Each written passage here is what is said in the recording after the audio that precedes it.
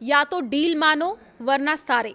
Trump ने Iran को दी धमकी। नमस्कार, मैं हूं आपके साथ आयुषी गुप्ता। इस्लामाबाद में ये आखिरी दाव है।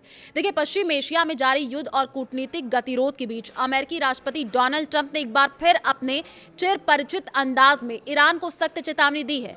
रविवार को एक ही बयान में ट्रंप के दो अलग अलग तेवर देखने को मिले। एक तरफ उन्होंने ईरान के बुनियादी ढांचे को पूरी तरह नष्ट करने की धमकी दी है, तो दूसरी तरफ पाकिस्तान में होने वाली दूसरे दौर की बातचीत के लिए उचित और तर्कसंगत समझौते का प्रस्ताव भी रखा है।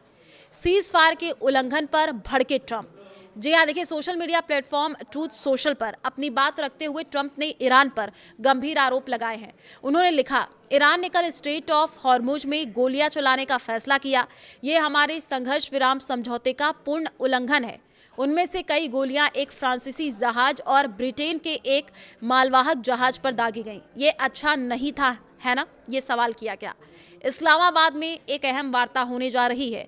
जी हाँ, धमकियों के बीच ट्रंप ने कूटनीति का रास्ता खुला रखने का संकेत भी दिया।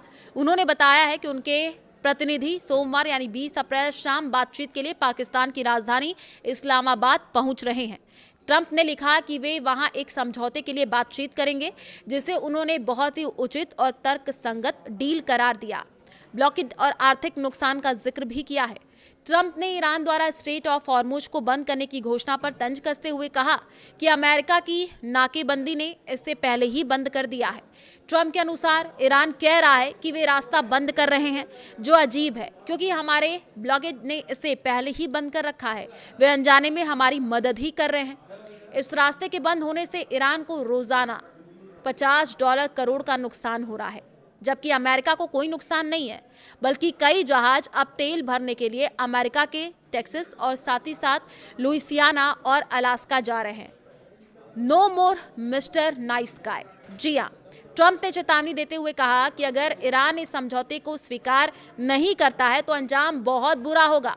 उन्होंने लिखा, मुझे उम्मीद है कि वे इसे स्वीकार कर लेंगे, क्योंकि अगर उन्होंने ऐसा नहीं किया तो संयुक्त राज्य अमेरिका ईरान के हर एक पावर प्लांट और हर एक पुल को उड़ा देगा।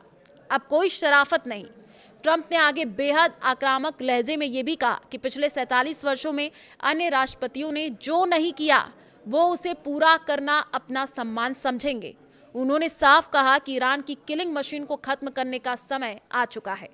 तनाव और अस्थिर संघर्ष विराम। जी हाँ, अमेरिकी ईरान के बीच ये सीधा संघर्ष 28 फरवरी को तेहरान पर अमेरिकी और इजरायली हवाई हमलों के साथ शुरू हुआ था। पिछले हफ्ते एक अस्थिर सीज फायर भी हुआ था, जिससे पहले ट्रंप ने पूरी ईरानी सभ्यता को खत्म करने की धमकी दी थी। पाकिस्तान की मध्यस्थता में हुए 2 सप्ताह के संघर्ष विराम के तहत ईरान स्ट्रेट ऑफ हॉर्मुज से जहाजों को गुजरने देने पर सहमत हुआ था। हालांकि पिछले सप्ताह इस्लामाबाद में हुई पहले दौर की बातचीत बेनतीजा रही।